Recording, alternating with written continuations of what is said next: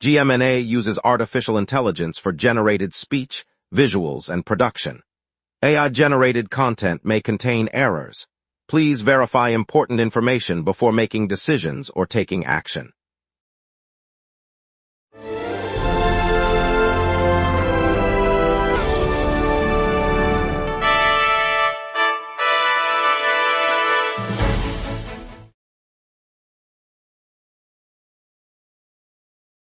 Good evening. A 45-car freight train derailed north of the city today, but thankfully no injuries. Meanwhile, water usage stays steady despite the early July heat, and the old Montreal pedestrian zone plan is under review. Traffic is moving smoothly on the expressways. Over to you, Emma.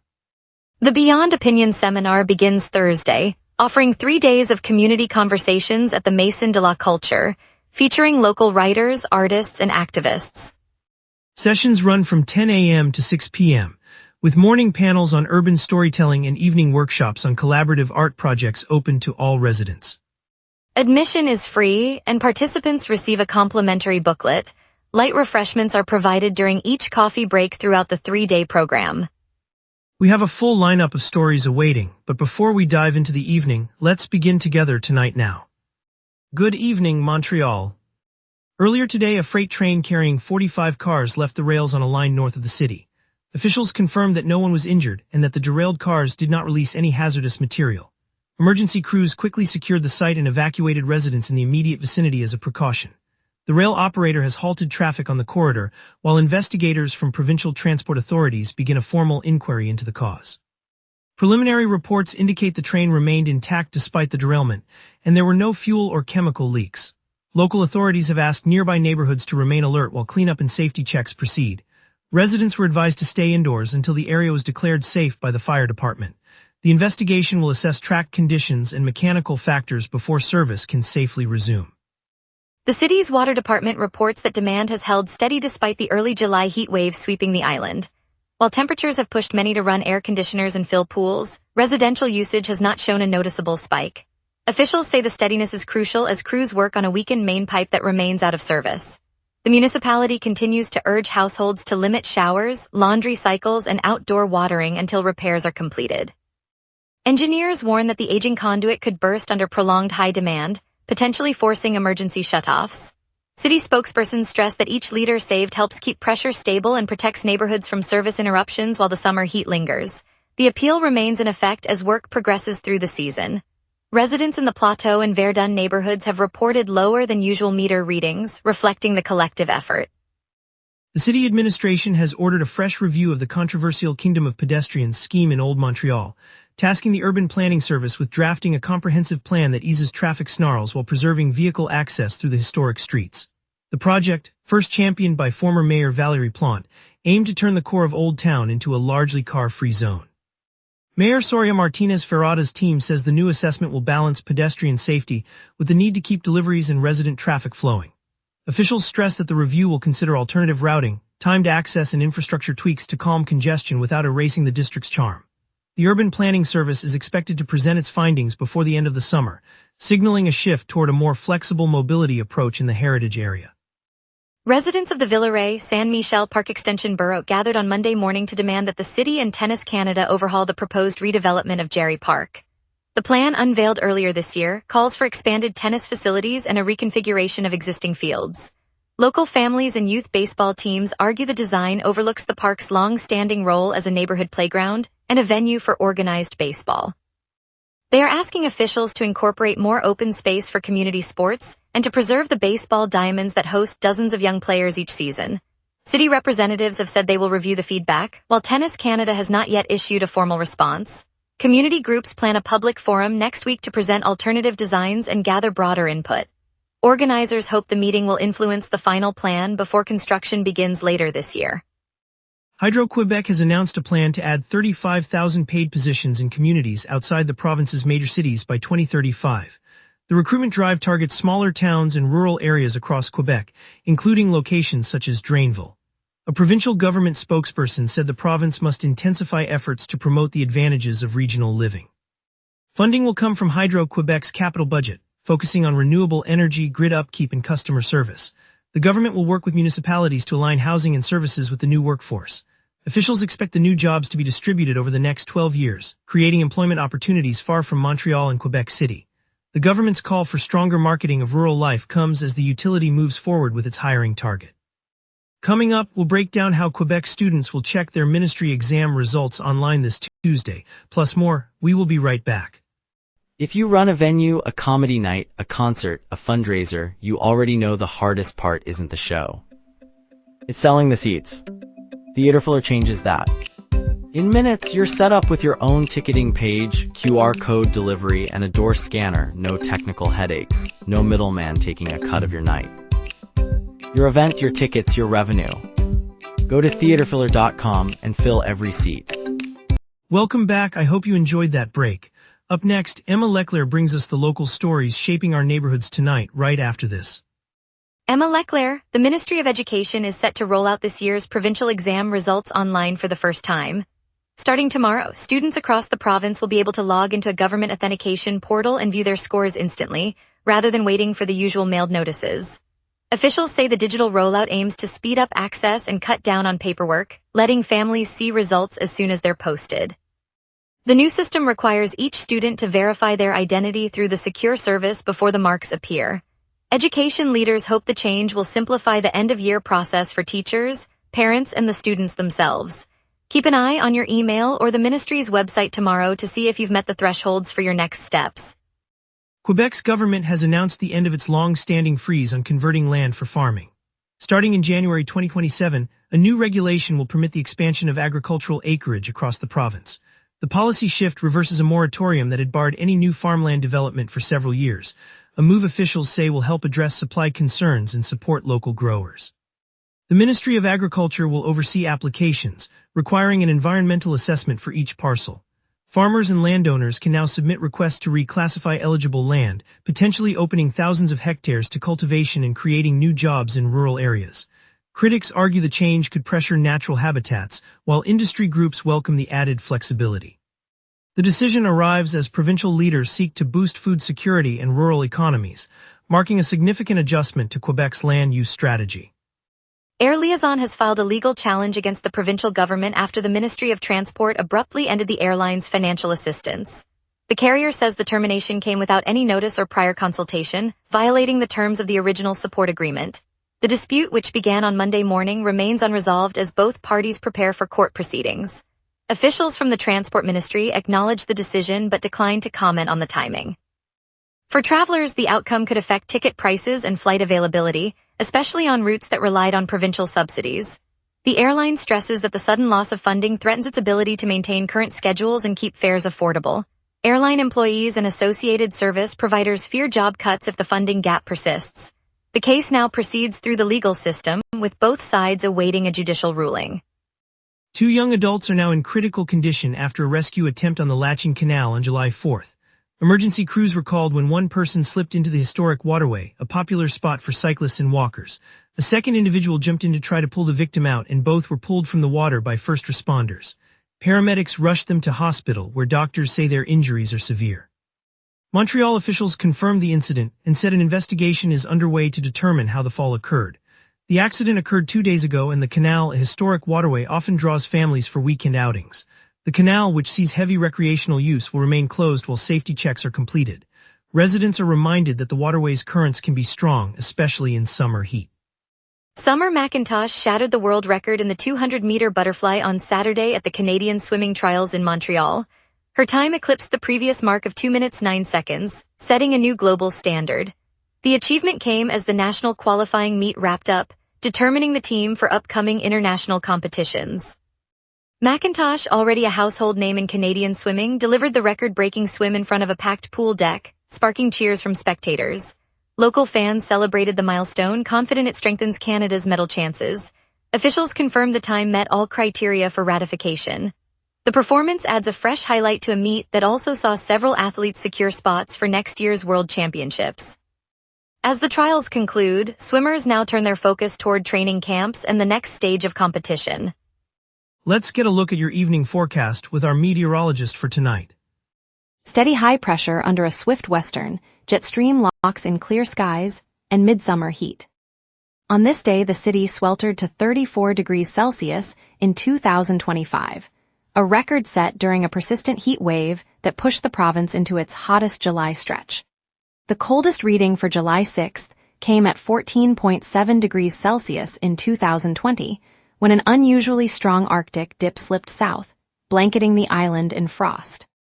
Normal highs hover around 30 degrees and lows near 19, so both extremes sit well outside the climatological average significantly.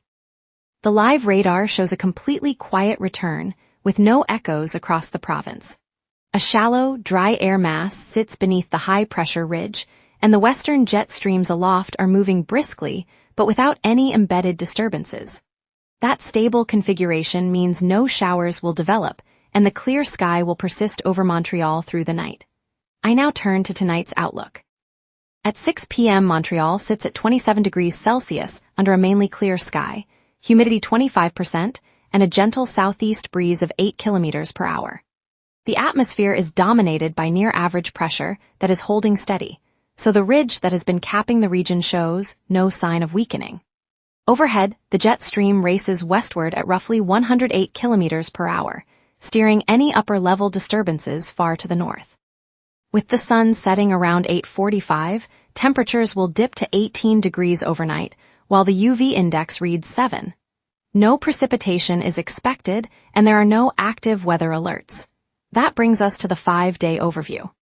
Tomorrow the high will climb to 29 degrees with a low of 18, and the sky will remain clear as the high pressure continues to dominate.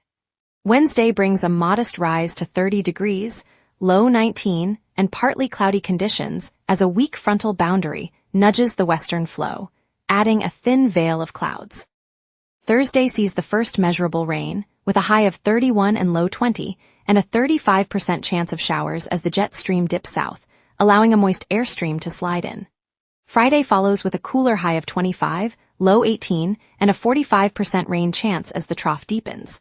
Saturday rounds out the period with a high of 26, low 17, overcast skies and lingering drizzle, the ridge finally flattening.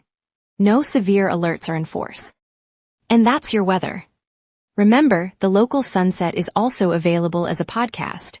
Listen anytime on Apple Podcasts or wherever you get your podcasts. Up next, traffic updates, a look at the Beyond Opinion 3-day seminar, and the latest on our sports action. We will be right back.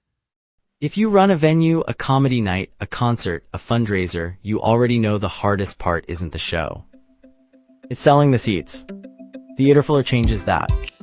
In minutes, you're set up with your own ticketing page, QR code delivery, and a door scanner. No technical headaches. No middleman taking a cut of your night. Your event, your tickets, your revenue. Go to theaterfiller.com and fill every seat. All major arteries are moving freely this afternoon. No accidents or road closures have been reported on the Autoroute 6, Autoroute 15, or the Boulevard Saint Laurent.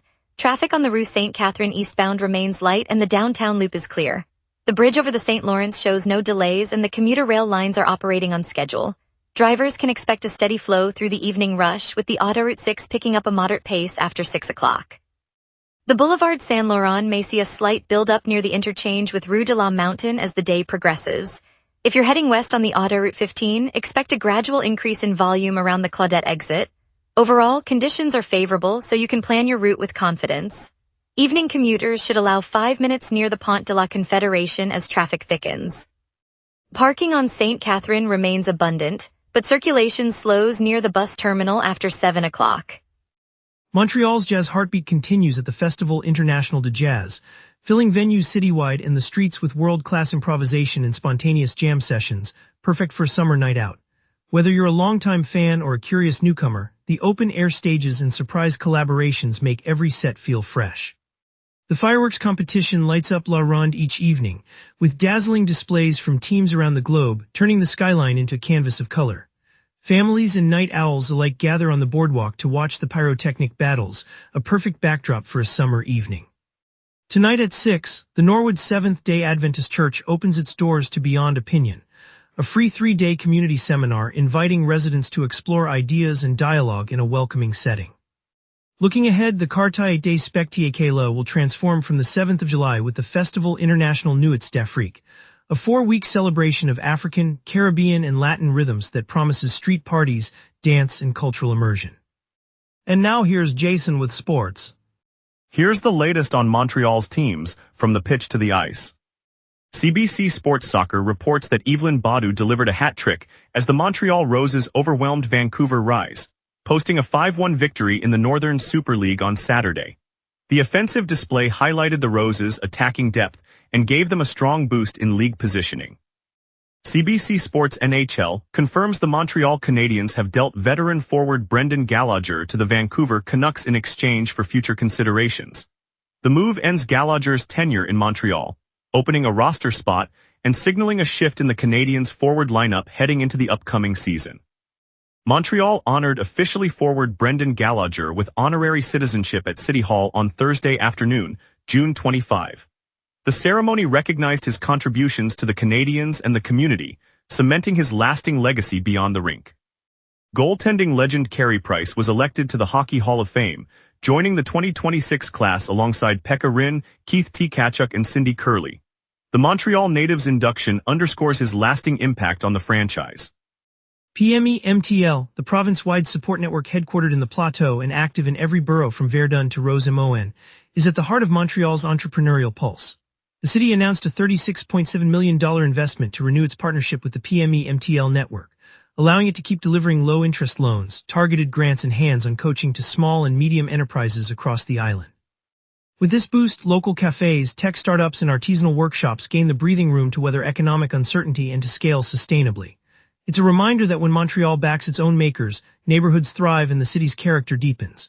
It also funds mentorship circles linking seasoned founders with budding innovators, stitching together the city's entrepreneurial fabric. And now a bright note, PME-MTL is channeling $36.7 million into local economic development. Stay tuned. If you run a venue, a comedy night, a concert, a fundraiser, you already know the hardest part isn't the show. It's selling the seats. Theaterfiller changes that. In minutes, you're set up with your own ticketing page, QR code delivery, and a door scanner. No technical headaches, no middleman taking a cut of your night. Your event, your tickets, your revenue. Go to theaterfiller.com and fill every seat. On a breezy Saturday evening along St. Laurent Boulevard, the lights of the historic Rialto Theater flicker to life as the Fantasia Film Festival marks its 30th edition. Inside, a mosaic of fans, students from the nearby Sagep, seasoned genre lovers, and families clutching handmade lanterns, file into the velvet-lined seats, their excitement humming like a low-frequency score. Behind the curtain, volunteers in bright orange vests hand out popcorn scented with caramel and a sprinkle of cinnamon, the aroma weaving through the lobby where a mural of iconic monsters stretches across the brick wall. One moment captures the spirit of the night. A 9-year-old girl, eyes wide, approaches director Sofia Alvarez after the screening of her debut fantasy short. She shyly offers a crumpled sketch of a dragon she drew, and Alvarez smiles, tucking the drawing into her pocket as a promise that imagination will always find a home here. The crowd erupts in applause, not just for the film, but for the shared belief that stories can lift us all. Tonight, the city feels a little brighter, and we all share that glow. On a Saturday afternoon on St. Laurent Boulevard, the clatter of plates and the hum of conversation drift through the open-air patios of 4 eateries.